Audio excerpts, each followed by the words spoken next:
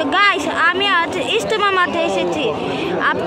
ইজতেমা মাঠ হলো এমন একটি মাঠ যে মাঠে বিদেশ থেকে মানুষ ঘুরতে আসে এই মাঠটা মাত্র দেখার জন্য বাংলাদেশে। তো গাইস আপনারা দেখতে পাচ্ছেন অনেক ভিড় ইজতেমা মাঠে।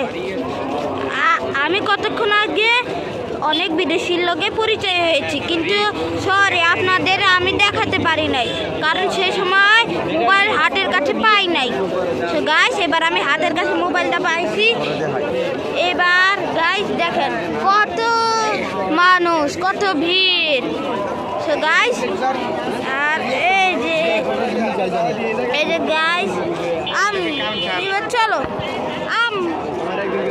দেখতেই পাচ্ছেন আমি